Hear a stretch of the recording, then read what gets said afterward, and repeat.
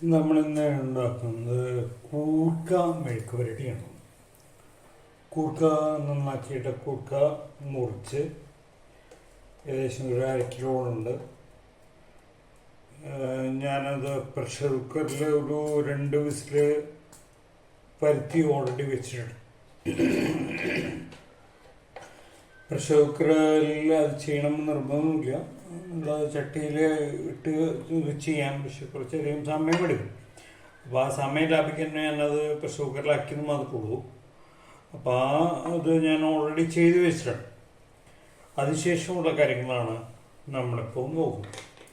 ഞാൻ അടുപ്പത്ത് കുറച്ച് എണ്ണ വെച്ചു. അതിലേക്ക് 1 സ്പൂണ് കടുകിട്ടു.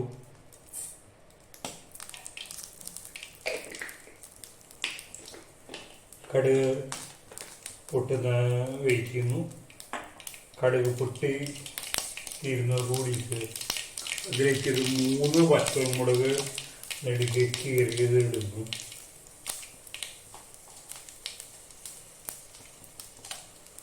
കൂട്ടത്തിൽ 1 തണ്ട് വേപ്പ്.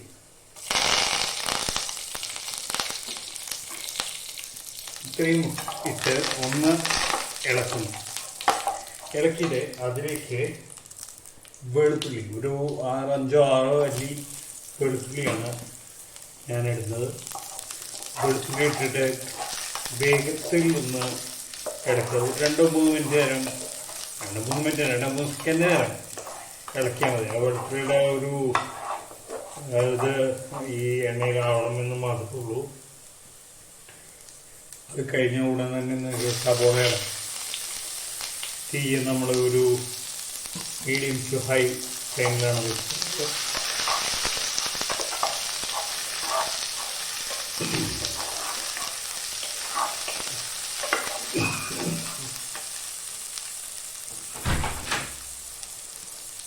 സബോള വഴന്നു വരുന്നതിനോടൊപ്പം തന്നെ ഒരു 3 പച്ചമുളക് ചെരിച്ച് മുറിച്ചതെന്ന് പറഞ്ഞാൽ ഒരു ഭംഗിക്ക് കാണാൻ മുറിച്ചത് മാത്രമേ ഉള്ളൂ. ചേച്ചെല്ലാം മുറിക്കണം എന്നില്ല, നടുക മുറിച്ചാലും ഓക്കെ. അപ്പം അതൊന്ന് ആയി വരുന്ന ഒന്ന് മൂത്ത് വരണം. അധികം ചോക്ക് അങ്ങനെയുള്ള കാര്യങ്ങളൊന്നും വേണ്ട.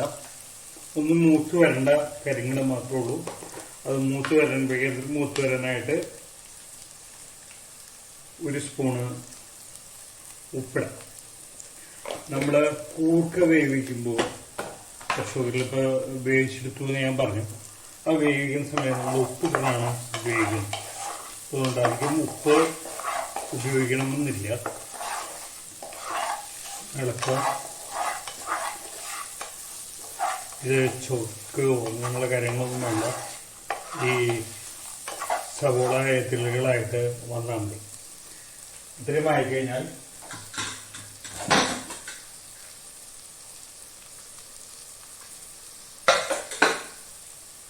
നേരത്തെ പ്രഷർ കുക്ക് ചെയ്ത് വെച്ചിട്ടുള്ള കൂർക്ക ആ വെള്ളത്തോട് കൂടിയിട്ട് ഇതിലേക്ക് ഇടാം. ആ വെള്ളം കളയരുത്. ആ വെള്ളത്തോട് കൂടി തന്നെ ഇടുക. നിൽക്കുക.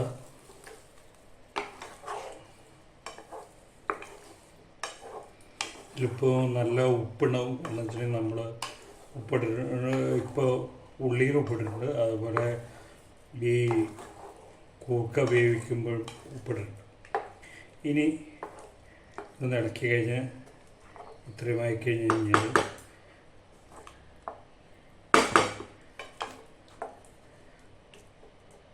ഈ വെള്ളം വറ്റുന്നവരെ നമ്മൾ വെയിറ്റ് ചെയ്യും. അടച്ചു വയ്ക്കുക. അടച്ചു വെച്ചിട്ട് ഒന്ന് ആവി. അതിനുശേഷം നമുക്ക് വെള്ളം വറ്റിക്കും. അപ്പോൾ കൂർക്ക നന്നായി വെന്ത് വന്നിട്ടുണ്ട്. ഇനി നമുക്ക് ആ വെള്ളം വറ്റിക്കാം. നല്ല മണമൊക്കെ ഒന്ന് വാങ്ങി ഒന്ന് നന്നായിട്ട് ഇളക്കുക.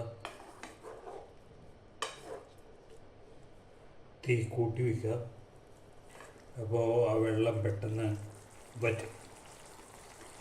വെള്ളം വറ്റിയ ശേഷം വീണ്ടും നമുക്ക് തുടരാം. വെള്ളം വറ്റാൻ തുടങ്ങി കഴിഞ്ഞാൽ ഇതിലേക്ക് ഒരു 1/4 സ്പൂൺ മഞ്ഞൾപ്പൊടി, 1/4 സ്പൂണിന് വേണ്ടി മഞ്ഞൾപ്പൊടി അധികം വേണ്ട, വളരെ കുറച്ച് മതി. അപ്പോൾ ഒരു 1/4 സ്പൂൺ മഞ്ഞൾപ്പൊടി, 1 സ്പൂൺ മല്ലിപ്പൊടി,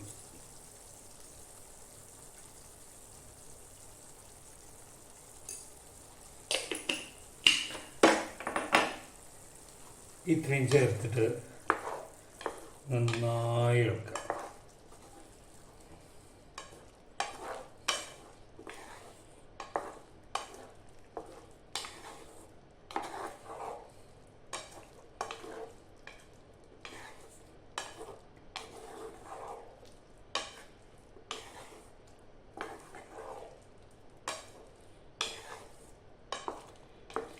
ഈ മഞ്ഞപ്പൊടിയും മല്ലിപ്പൊടിയും ഓപ്ഷനാണ്, നിർബന്ധമൊന്നുമില്ല.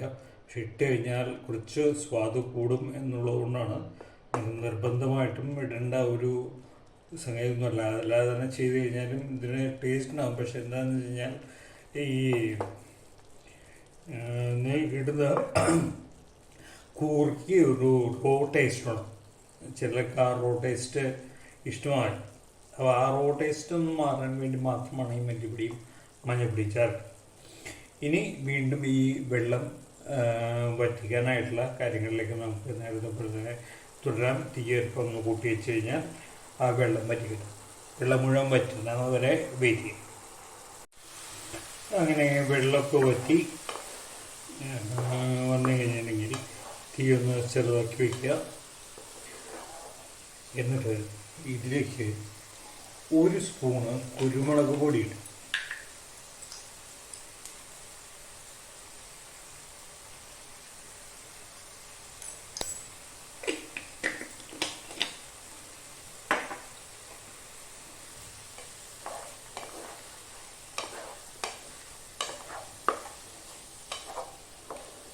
കുരുമുളക് പൊടി എല്ലാത്തിലേക്ക് വരാൻ കഴിഞ്ഞാൽ 2 ഓപ്ഷനാണ്. നിങ്ങൾക്ക് ഒന്നുകിൽ വെളിച്ചെണ്ണ ഉണ്ടെങ്കിൽ തീ ഓഫ് ചെയ്തിട്ട് പച്ച വെളിച്ചെണ്ണ ഒരു 1.5 സ്പൂണ് ചേർക്കാം. അതല്ല, നമുക്കിവിടെ വെളിച്ചെണ്ണ ഇല്ല, പകരം നെയ്യാണ്. അതുകൊണ്ട് ഞാൻ നെയ്യ് ചേർക്കുന്നു. 1 സ്പൂണ് നെയ്യ്, 1 സ്പൂൺ തന്നെ വേണ്ടു, അതന്നെ കൂടുതലാവും. നെയ്യാണെങ്കിൽ 1 സ്പൂണ്, വെളിച്ചെണ്ണയാണെങ്കിൽ 1.5 സ്പൂൺ വെളിച്ചെണ്ണ. വെളിച്ചെണ്ണയാണെങ്കിൽ ഓഫ് ചെയ്തിട്ട് ചെയ്യുക. നെയ്യാണെങ്കിൽ ഒഴിച്ചതിന് ശേഷം തീ ഓഫ് ചെയ്യുക. എന്നിട്ട് ഒന്നുകൂടി നന്നായിട്ടൊന്ന് ഇളക്കുക. വേണമെങ്കിൽ ഇപ്പോൾ ഒരു ഏതൊരു വേപ്പില കൂടി ഇടാം. ഞാനിവിടെ വേപ്പില ഇടുന്നില്ല. നിങ്ങൾക്ക് താല്പര്യമുണ്ടെന്നുണ്ടെങ്കിൽ ഈ സമയത്ത് തേങ്ങ ചിരകിയത് ചേർക്കാം. തേങ്ങ ചിരകിയത് ചേർക്കുകയാണെങ്കിൽ അത് ശേഷമേ നെയ്യിടേണ്ടതുള്ളൂ. തേങ്ങ ചിരകിയത് ചേർക്കുന്നില്ലെങ്കിൽ നെയ്യിട്ടിട്ട് ഒന്ന് ഇളക്കി യോജിപ്പിച്ച ശേഷം തീ ഓഫ് ചെയ്തിട്ട് ഇത് അടച്ചു.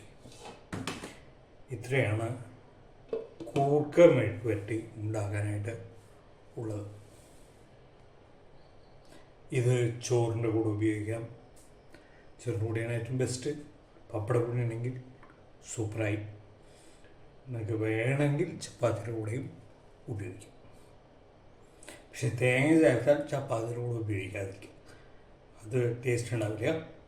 തേങ്ങ ചേർക്കാതെ ആണെങ്കിൽ നിങ്ങൾക്ക് ചപ്പാത്തിയുടെ കൂടെ ഇത് ഉപയോഗിക്കാം.